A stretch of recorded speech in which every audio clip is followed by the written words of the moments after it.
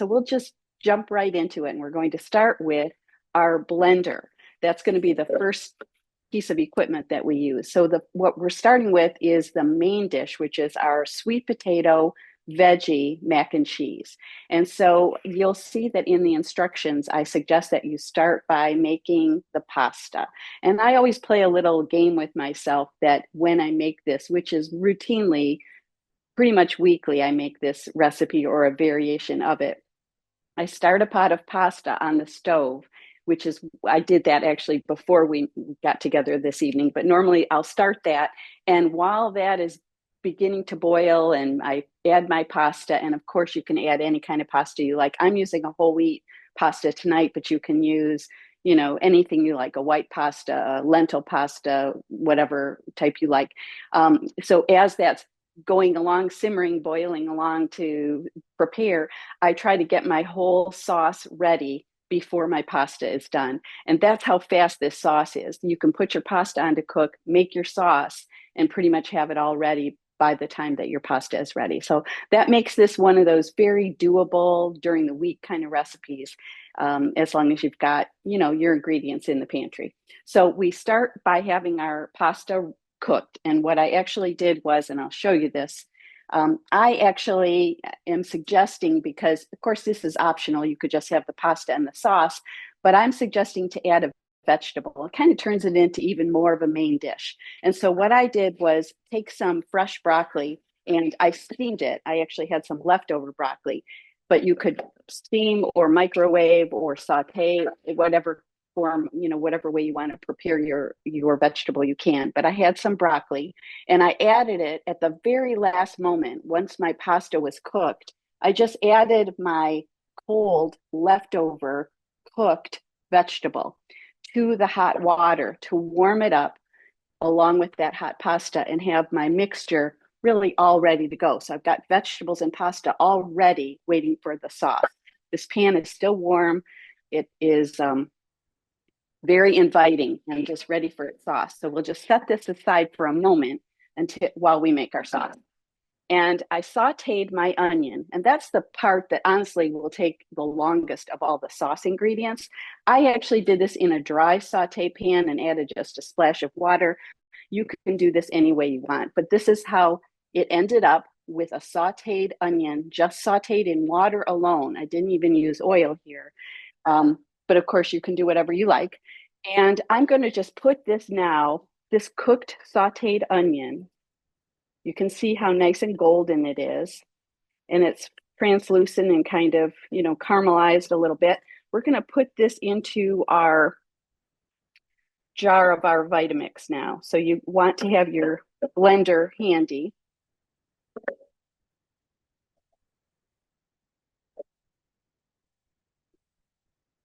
And we're adding all these vegetables now along together. So we're starting with our onion, and I really want to try to scrape all of this delicious flavor. It smells so good. I just love the smell of a sauteed onion to start with. And that's kind of how I start just about every main dish. So we're just adding all of that into our blender container, then pretty much dumping everything else in. So next comes our roasted sweet potato.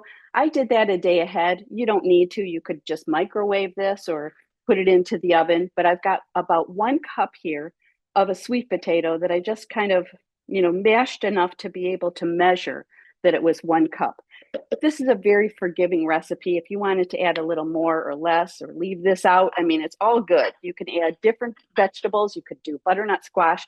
But tonight we're using, like the recipe says, the sweet potatoes. And then I'm adding a cup of a non-dairy milk. I'm actually using a plain soy milk that's just organic soybeans and water.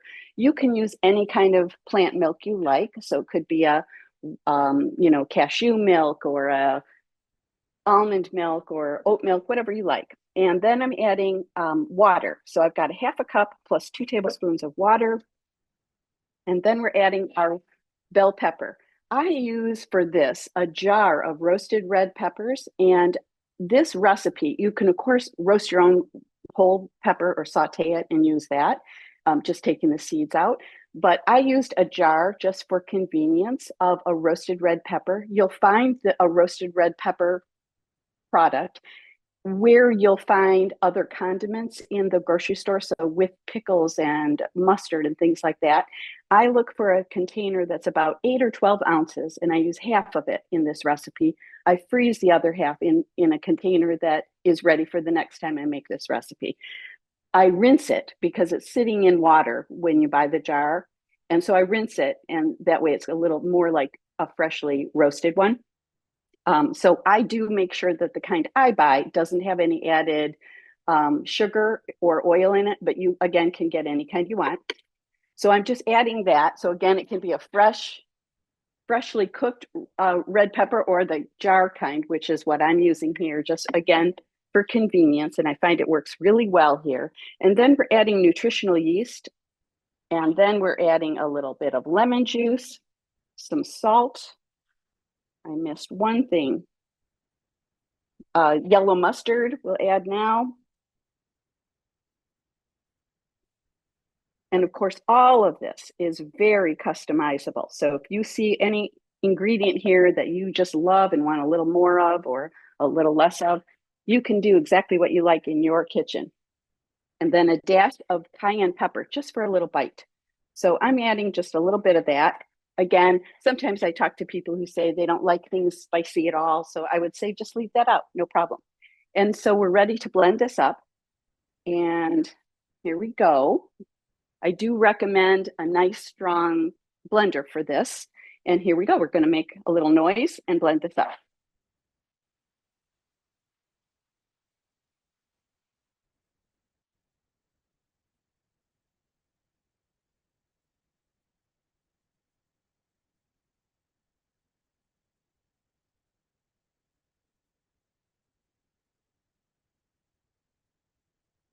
And we're done.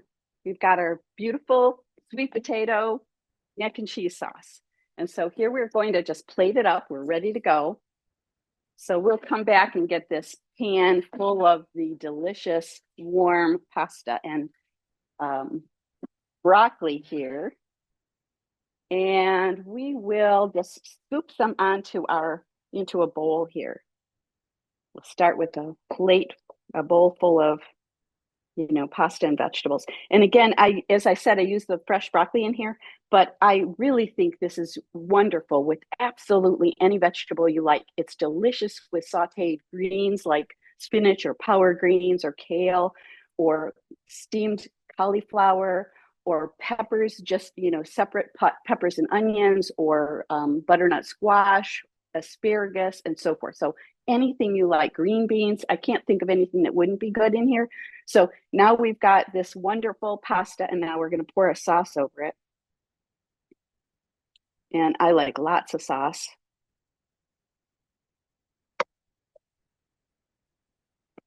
Grab a fork here, and our pasta is ready. And what I will say about this, besides how delicious this is, it's very light, very healthy, full of fiber, and very filling. And it's the kind of thing that is wonderful left over as well. And another lovely thing about this, besides how yummy it is, this sauce freezes really, really well. So you can, if you have more than you can use for this particular week, you can definitely freeze it in, containers that'll be ready for you to just pull out and have single servings. In the refrigerator, I usually just pour this into a jar like this and leave this sauce available for people in our family to just grab and put over pasta throughout the week. This is really good for at least 5 days. And the other thing about this sauce is it's great over, of course, pasta, but it's also good over other things. So just broccoli or just baked potatoes, things like that. So this is a fun sauce, and this is our main dish. And here we are with our first recipe all done. And so now, unless there's some questions, maybe I guess we're saving those to the end, we're going to move into our salad recipe. So I'm going to move this back behind me to make room for our next recipe. And I do actually have to I'm just remembering this now. I want to make sure that I pour all of this out into this container because I actually need this blender jar again. So if you are cooking along with me, I'm going to wash this out. So I'm going to leave the screen for a moment, but I've got my AirPods in so I can still talk to you or answer questions if anyone has any while we're switching recipes here. I'm just going to give this a quick rinse. I would normally give it a better wash than I'm going to today just to make sure that we don't spend too much time on this part of it. I'm going to move my sauce over here and give this a quick rinse. Our next dish that we're making is our salad. And I just need the same blender container to make our salad dressing. So we'll give it a quick rinse.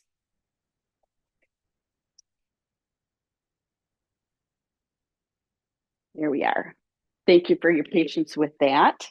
I'm going to give it a quick mini dry with a towel here and just make sure my top is clean enough for us to move into the next thing. Usually I add when I use this, I wash it out with soap and allow it to actually blend on my machine to wash it out and then rinse it. But we're just using it for the next recipe today. So I'll just go ahead and give it a rinse and that will do the job. So the next thing that we're making is our salad and our salad dressing. So I'm going to move all of this aside, just make room for our next ingredients. So our pasta, we'll move over here for a moment. So what you will see is everything we're making tonight, we're going through this kind of quickly because we're making several things, but everything is very quick. So we're going to make our salad next, just a super easy salad. We're going to just throw a bunch of things together. And again, very simple. So I'm starting with some romaine lettuce. And you'll notice that I have a piece of paper towel on the bottom and the top because that helps keep it a little fresher, I find, in the refrigerator. So I have taken these romaine lettuce leaves and just given them kind of a mini chop to kind of like give them, just make the bites a little smaller, which I find a little more fork friendly. And then I'm adding some baby spinach. I had a container, about half of it full, and I opened it up right before we came on and gave it again just a little rough chop. Again, it's just my preference that the pieces of our baby spinach and our lettuce be just a little smaller than they come in the container. Just my preference, just on the fork. I just like how that feels. So that's about all that will fit here. So again, we're just kind of eyeballing it. And then I'm going to add a little bit of shredded carrots, shredded organic carrots. I'm taking shortcuts wherever I can. If it's already chopped, makes it easier. So certainly great to do it from, shred your own as well. And sometimes I do, but I love a shortcut like this. So next is some shredded, I like to buy the big red cabbage, organic cabbage when I can find it. And I just love the color. I love how the green, orange, and purple look together. So for me, this is kind of a basic, this is kind of my go-to. If it's not red cabbage, then I like to use the red radicchio lettuces, which is not available at my standard store. I have to go to a separate one for that. I don't have that today. So we're using the cabbage, which is a wonderful cruciferous vegetable, just like our broccoli is. And it's something to aim for, including in your diet every day because it's so healthy. Some kind of cruciferous vegetable. And now we're adding some chopped up, kind of sliced and then quartered slices of cucumber, English cucumber, which doesn't have the big seeds in it. And I just like that, again, the color and the texture. So we've got our salad, and our salad is all ready to just use our dressing on. And now we'll make our dressing.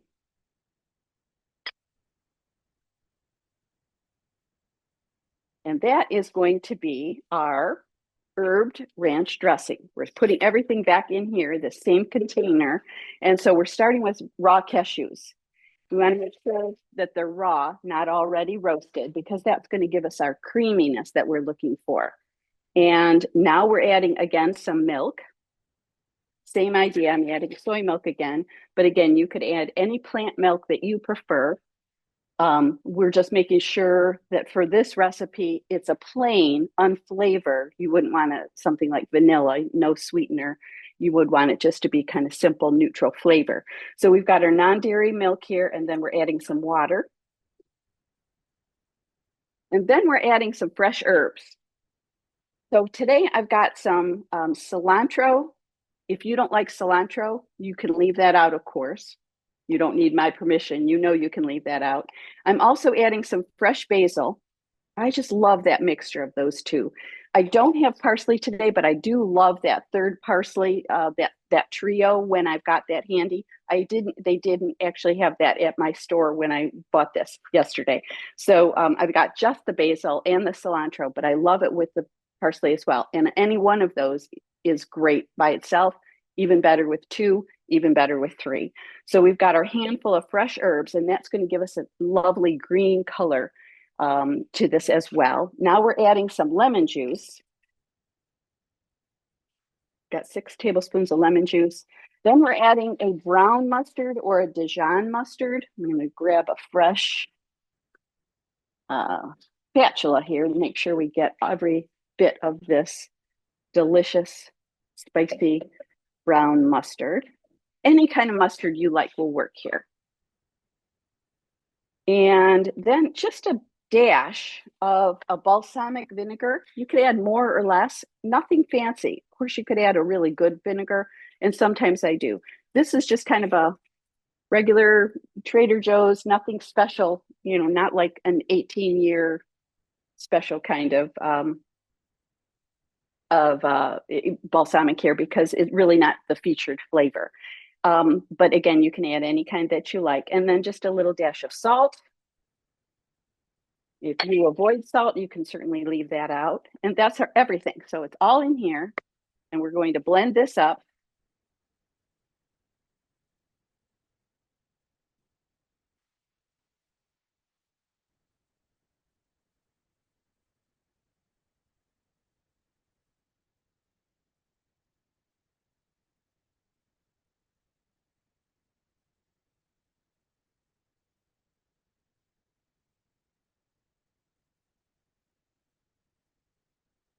And we are all ready.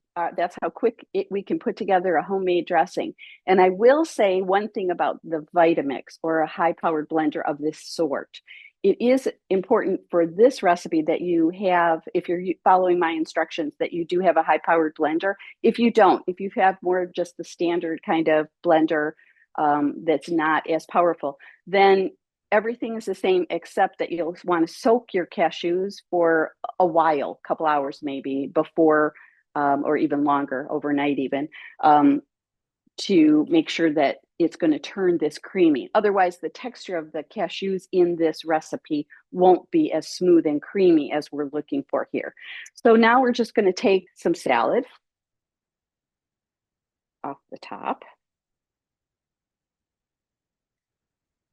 And I'll show you how pretty this dressing looks on here.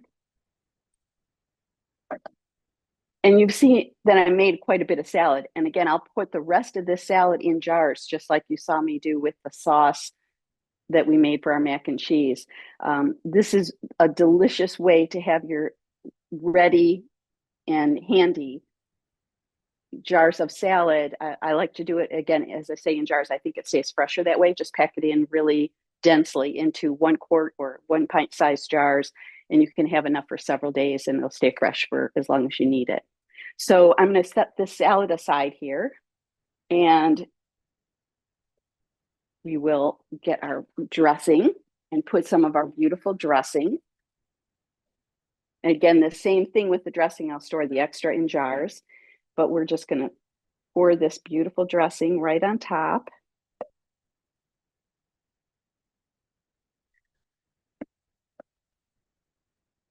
And now we've got our delicious salad with our creamy herbed ranch dressing.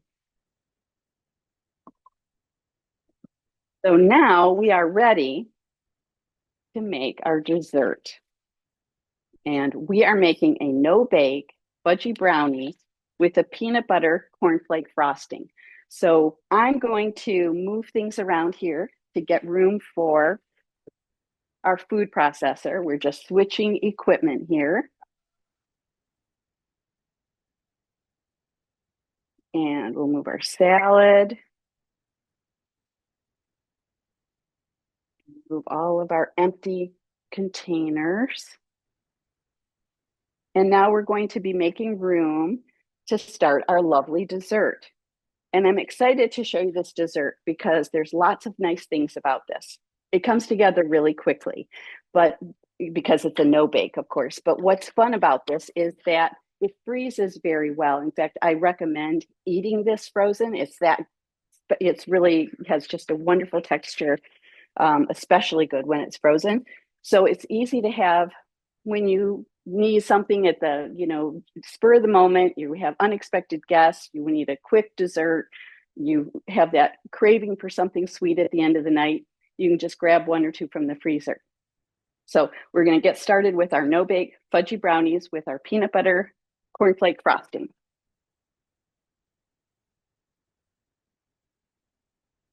All right, here we go. So I am going to be using, to make these little brownies, they're going to be individual size that I'm going to be putting in this little silicone mold pan. I actually got this on Amazon many years ago. It's made by Wilton, but this kind of thing is made by many different brands. And it's a food safe silicone, and it allows us to put our food in here. You can bake in it to like 450 degrees, but we're just sticking this in the freezer tonight. But it allows us to make these little individual 1-inch-ish size bites of something sweet, a special treat. And so it's kind of portion control and just attractive to serve, and it's just kind of fun size. So we're making everything in our food processor today. And we're starting with, this makes a nice amount too. It makes about 24 brownies.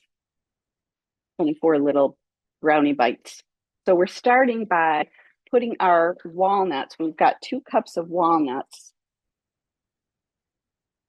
into, saw that coming. So we're going to, we're putting our 2 cups of, wasn't on our base. Okay, so we're going to put our walnuts into our food processor. And we're going to put our cover on our food processor and just process this for a moment to get kind of a small crumb size of our walnuts.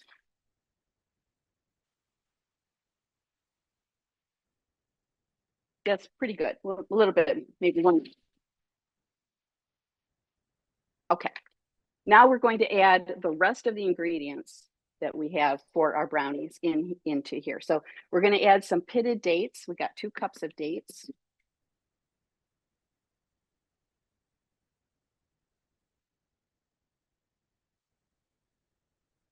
I'm using a Deglet Nor date, but you can use Medjool or any kind of dates that you like. To that, now we're adding cocoa powder or cacao powder, 1/2 cup. That's going to give us all the chocolate flavor we want. And then I'm adding, for a little liquid here, 3 tablespoons of a decaffeinated espresso. You could add coffee. If you don't like the flavor of coffee, you could use water. And we're going to now blend all of this together, a splash of vanilla. And now I'm going to say that sometimes my particular food processor will get caught on the dates. And so I'll have to open it up and kind of uncatch the dates, sometimes even add another splash of water. So I have in my instructions, depending on the moisture level of your dates, sometimes you may find that adding another 1 or 2 tablespoons or so of water is a good idea to help you get the mixture going. You want to get it ground up and all nicely blended so that it's kind of the texture of a cookie batter. That's what we're looking for. So I'm going to put this on and be prepared to add a little water if I need to.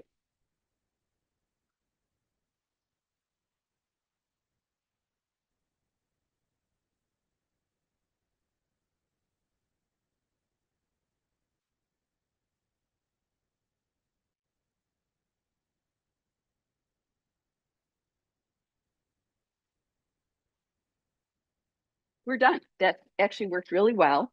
We've got our batter that we're looking for now, and it looks like this.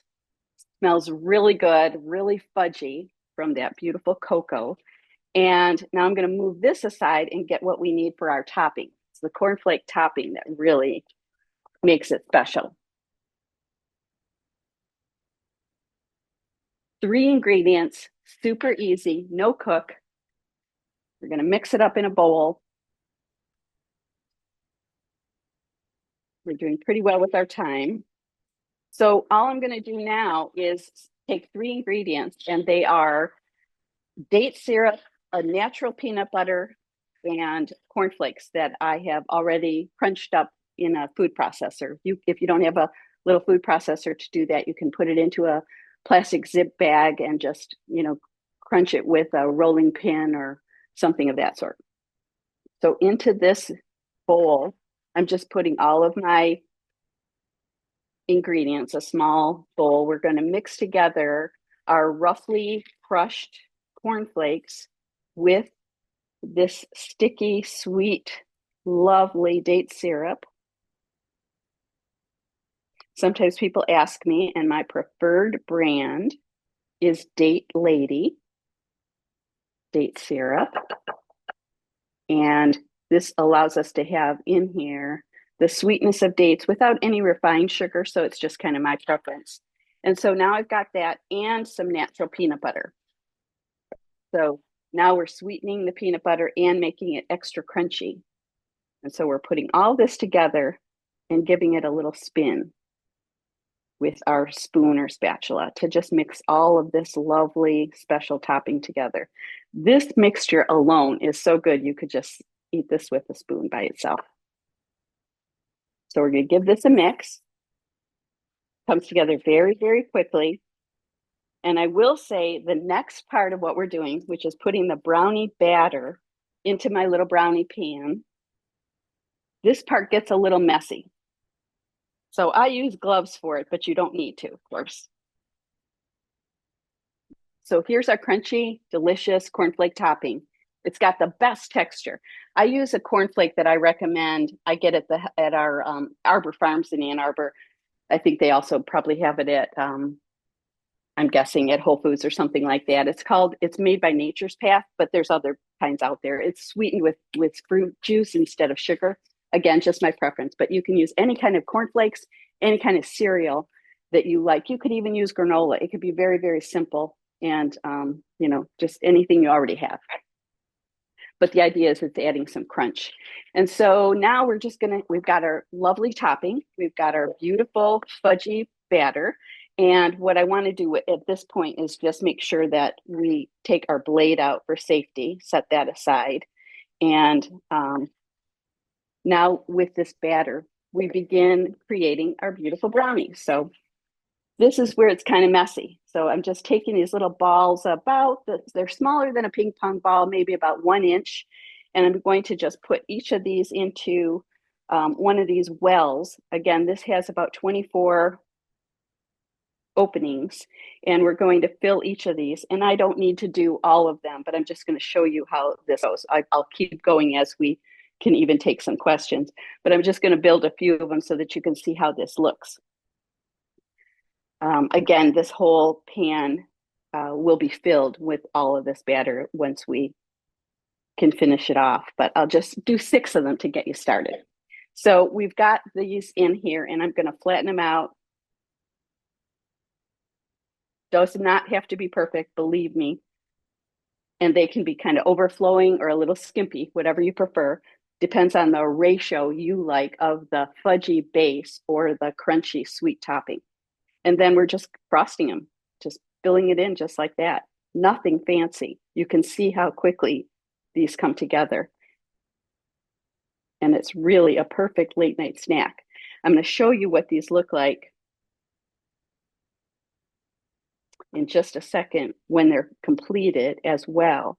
Because right now, since we blended all of this in the food processor, the batter is a little bit warm. And as I mentioned, it's sticky, as you can see.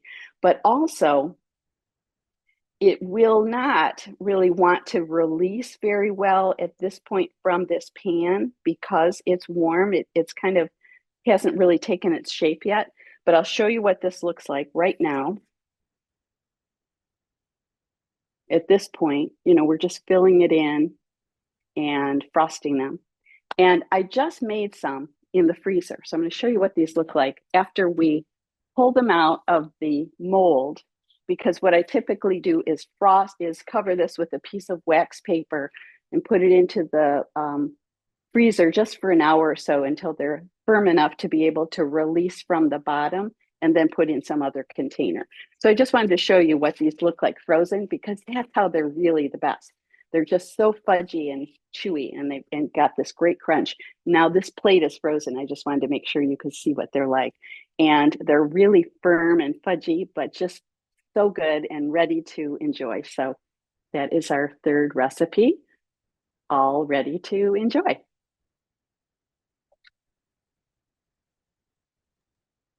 That all Awesome. look delicious. And you It made all everything looks so so quickly. good. Such a complete meal like that. You can just whip it up, and not Yes. only does it, I mean, we can't taste it, seems like I can, but that salad and the first dish and the brownies all in just a matter of a few minutes makes me think I can cook dinner every night, huh? That's the thing. You really can. It takes just a little bit of the preparation is just having the ingredients, on hand. And so a full pantry definitely does help. But yeah, all of these things are, weeknight friendly to be able to put together any one of these. You don't have to do all three at the same day if you don't want to, but it does create kind of a nice meal together that we could enjoy our pasta, our salad, and still have, a moment for our dessert as well. I It all certainly looks am so impressed. good. Can you I love your can little you share brownie with me? molds. I need to get some of the or one of those for myself. That's so I I know, cool. right? really love these, and they really hold up well. I have two of this shape, and I actually have different shapes. And you can use anything. If you don't have this, this is like about $8 or so on Amazon. But if you don't have this, you could use like a mini muffin tin. But what I like about the silicone is, again, that it'll release, so you can freeze it like this and then have these individual shapes that are ready to just grab one or two or put on a dessert platter or stick in your bag to take to I mean, it's kind of like a power bar, really. It's just full of energy with the dates and the nuts and the nut butter and stuff. So, um, it's a nice healthy treat, but, I love it. nice and sweet. Looks delicious. Cool. Yeah. So we have a few questions. Okay. Um, the first one is someone said, I need new pans. What kind do you have or recommend, Vicky? There's so many good ones out there these days, but I do like ScanPan is one of my favorites. SCAN, short for Scandinavian. That's what I often am using. This is an all clad. I do like this particular pan that I use quite a bit. I do have some Le Creuset. I've got different things, but Zabor, it makes a nice saute pan. That's what this is. But those tend to be the ones I'm using the most. Also, I do like Caraway, which is a newer addition to my kitchen. I'm using their baking pans. Cool. Awesome. Let me see. See, where do we buy that size jar to refrigerate the sauce? So these I just get at Ace Hardware or at Kroger. You can buy these individually or on Amazon. But yeah, these are available pretty much in any, store of that sort. Ace Hardware, Kroger, they sell them either individually or a pack of 12. And they're like $1 or two each, something like Oh, that. well, nice. Awesome. It's so nice to have so many jars and containers like It that for all really the is, things that and you're I just reuse them prepping and all the keeping in time. your So fridge. yeah. And so I have this 1 cup size that I use for sauces, or when I get down to just a small amount. You see all these different, I like using glass because I think it just, there's lots of reasons why I like it, but you can see what's in it, of course. And I just think things stay fresher in it. So I like how it feels. Absolutely. Olivia, do you see that next question? I can see why they would ask it because her kitchen looks so perfect. It says, how do you organize your refrigerator? I want to see. I know you can't move your camera or anything. You don't want to show your refrigerator, but does it look like the rest of your kitchen?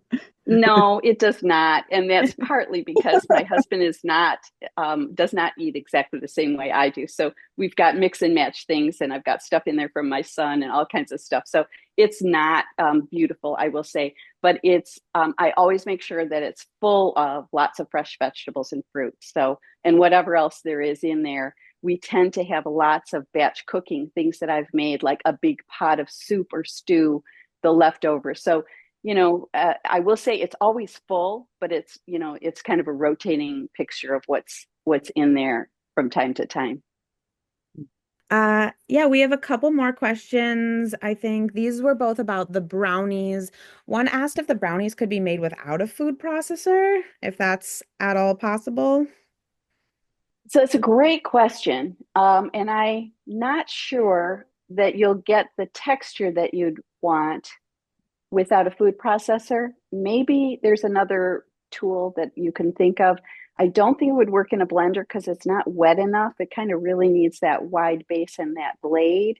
But perhaps, you can think of something other than what I can think of. I guess the biggest challenge would be getting the dates to be pulverized enough to be mixed evenly with the other ingredients. That's really the challenge because you could definitely grind the walnuts in a blender. Um, yeah, it's really more just the question of getting those dates nice and chopped as you're looking for. So that's the biggest challenge. So I think a food processor is really helpful for this. That's the only Yeah. way I've made it. The only thing I'm imagining is like a giant mortar and pestle, kind of grinding it like that, but Yeah, that would yeah, likely take some time. I know, if yeah. you don't have a food processor, I know there are like smaller ones, Hmm. a lot smaller than the one Vicky is using. You can get on Amazon for like $35. Hmm. I've used one before and they work quite well if you're looking for something to add to your kitchen that doesn't break the bank and doesn't take up too much space. So Yeah, they're I definitely actually do have a smaller one that is the top of it is being washed, but you can cool. see Yeah. it's nice and small. I think it holds 3 cups. So you would maybe do this in 2 batches. But yeah, and this was like you said, like in that 30-40 range. Yeah. Definitely a good addition to the kitchen, I'd It say. is. It really does come in handy, and especially if you're kind of I won't say lazy, although I've called myself lazy before, but I think it's more impatient. I just kind of appreciate the convenience of things that help make it easy to do more. So I'm in favor of those kinds of things when your budget allows. You can't just like all of a sudden get everything. And I didn't either. But one thing at a time as you're ready, they do add some additional make some other things possible, I think, in terms of preparing foods. Yeah, absolutely. Um, Let me see. Someone said, can you use dry coffee granules instead of the liquid coffee for the brownies? No, I wouldn't recommend that because you really want to have the liquid that offers. It does give a nice flavor because you're kind of creating a little bit of a mocha concept with the cocoa and the coffee, but you really want the liquid. So if you didn't have a liquid coffee after making a cup of coffee, then I would recommend even just the water because it doesn't really need that flavor of the coffee. It's just kind of enhancing the chocolate a little. So I would say you're probably better off using just a liquid rather than the coffee grounds. Some people do use coffee grounds in recipes. It gives kind of a sandy texture, and that can be kind of delightful, but it won't give us a liquid that we're looking for in this case. So, Definitely. Yeah, I'm not sure if they were talking about just like ground coffee or maybe they were talking about like instant coffee granules. yeah. So if If that's that's the the case, case, absolutely, you could just make like a definitely. strong coffee with that. But Absolutely. Yes. I used a strong coffee. I used an espresso, a decaf, but you absolutely can use coffee, leftover coffee, from the morning you can use. So definitely it could be a freeze dried or an instant if that's the kind of coffee that you like to make in your kitchen. So any kind of coffee will work. The liquid version, though, once it's already turned into something drinkable. Cool, cool. Let me see. Oh yeah, someone just asked if you could use a brownie pan and cut them into pieces instead of using the silicone pan. Yes, you could. And someone asked me that not very long ago. Could you make a whole pan of it? And I will say, yes, you can. And that would go so much faster than what I'm doing. But I will say the one drawback is that it's hard to cut once it's frozen. So that's the only thing, is that a little bit of this upfront effort will allow you to have these lovely individual pieces that are frozen and have nice straight edges when you take them out. Not a big deal. You can definitely figure out a way to cut through it. It's just, it'll be a little bit more firm. Definitely, that makes sense. Um, Let me see. Someone I'm not sure if asked, I'm just thinking out loud with you here that if you wanted to, you could make these into little like truffle balls, like kind of a meatball shape, oh not yeah, nice worry idea. about turning it into a square at all. And then, like just frost as desired or dip it even into this lovely mixture. I mean, whatever works in your kitchen. This is totally flexible. It's whatever, amount of time you feel like spending on it to get the shape you want. The big important thing is just that it tastes good. So whatever way, no rules on aisle 12, as that commercial used to say. So yeah, whatever works in your kitchen.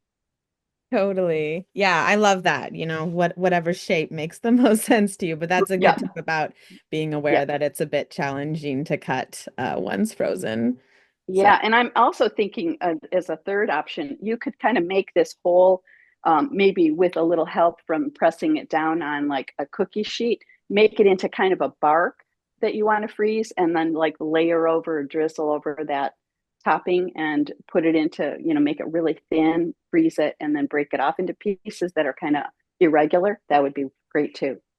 that sounds delicious. You're That, making it seem so fun. It seems like it'd be a nice project if you want to join the kids in and they can participate in. Absolutely. Oh, Absolutely. Very kid friendly. Yeah. I love it. That's great. Vicky, Um, maybe you answered it or not. Someone asked were the jars glass or plastic. Did you already say? I'm using glass jars. I don't know if they come in plastic or not, but these are just regular like ball jars, mason jars. Yeah. So, but yeah, anything will work that, these could be like leftover jars that you rinsed out that had something else in it, came with a pasta sauce or something. Just take your label off and save those and reuse those. I just use these because they come in handy so much for me. So I have bought them, and I, send food home with clients and things like that in them, but they don't need to be a special fancy kind. That's great. Totally makes sense. Someone asked about the cocoa powder that you used. Is there a preferred kind? They asked if Hershey's cocoa is okay or if you have a different kind you recommend. Yeah, Hershey's is fine.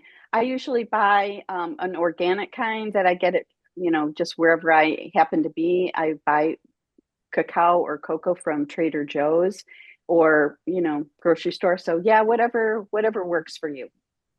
Nothing fancy. Again, it's important that it be a nice quality enough, because that's going to be a big part of the flavor. But I don't think you have to worry as long as it feels like a brand you like. Cool. Yeah. So whatever tastes good to you personally. Right. Sounds good. Let me see. Okay, someone asked about the mac and cheese recipe. They were curious why it was a dry saute for the onions. So it's just a personal preference. I just like to avoid the oil for a couple of reasons. And one of them is it's just less calories.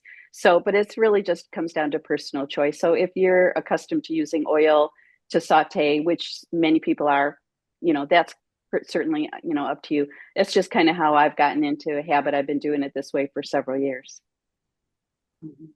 Cool. Sounds good. And the last one I'm seeing, which you may or may not know the answer to, but maybe you'll have kind of an idea, is someone's just asking about the calorie count for these recipes. I don't know if I you don't or know. I really don't know. And I will say that when, just again, my personal philosophy that when you're eating foods like this that are just all full of fiber, they're just all full of vegetables, nuts, grains, these kinds of very simple whole foods that we're putting together to make fun delicious dishes. I don't really think about the calories because I just think we tend to, many of us at least, find that we get full just about at the right time, and you can eat a lot of this delicious food. It's all good for you. Your body knows what to do with it. And worrying about calories seems a little bit secondary. So I don't tend to think about that too much. I do think that I've noticed there are times where maybe if I'm eating foods that are a little bit higher in calories, if I know they are, and maybe that would include this because there's a lot of nuts and dates in here. Maybe you're not as hungry the next day. I don't know. It just kind of tends to even out, I think. As long as you're eating good, healthy food, I feel like calories are not something to be concerned with. That's just my personal opinion. And I know there's lots of ways of thinking about it. I love that answer. Yeah. Who That cares makes a about lot the of sense. calories, huh? Yeah, fuel your body with good food There and you Yeah. are. you need to. Well, there is a theory about that, and that's that animals in the wild just eating the food that they're meant to eat don't tend to be, there's never weight problem in general with animals. They just eat what they need, and they're eating their food. And so there's a theory that if we're eating our food, and this is, to me, this is what we're meant to eat, is plant foods of all sorts, lots of variety, lots of different kinds. That's what we're meant to eat, and we kind of naturally get full at the right time. Cool. Absolutely. Yeah, listen to your body.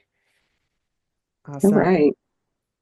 It looks like there's just one last question, just about the mustard that you used for the salad dressing, just about the brown Yes. mustards, asking, does brown mustard work better than yellow? And I think they're concerned, would it be too grainy with the brown mustard? So it all gets blended up nicely with the blender. So I don't find that there's ever a problem with the texture, but definitely use whatever flavor you like. And as long as you're blending it with the food processor, or I'm sorry, with the Vitamix, I don't think you'll find that it's grainy at all. So yeah, the kind I use, um, yeah, I think it just turns out to be very, very smooth, and there's you know, no sense of being grainy at all. But it's a great question. Yeah. All right. So let me see. Someone just asked me, what is the name again of Vicky's cookbook? And it is the Mhm. Plant-Based for Life cookbook. Yes, she will show you. And again, for anyone who may have joined us a little bit later, I am once again putting the link to Vicky's website, AnnArborVeganKitchen.com, in the chat. So definitely check her out there. Of course, you can order her cookbook and learn more about it. On her website, she has, I'm sure, these recipes plus many, many more delicious recipes, more info about, potentially working with her. If that's something you're interested in, you can just learn all about her there. She has lots of really great stuff going on. Yeah, she has some other cookbooks as well.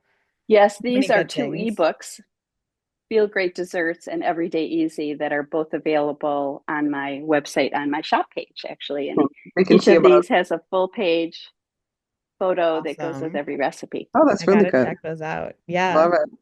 And we looks will so see about good. getting your book at the Novi Library as well. You can always visit us too. Oh Thank you. yeah. That's great. Yay, we have Awesome. that, huh? I love it. Yay. This has been a Cool. fantastic presentation. I loved everything. Vicky, thank Thank you you. so much for everything you provided for us to make me hungry, hungry, hungry. And I can see I can whip that all up in about half an hour or so, and no problem.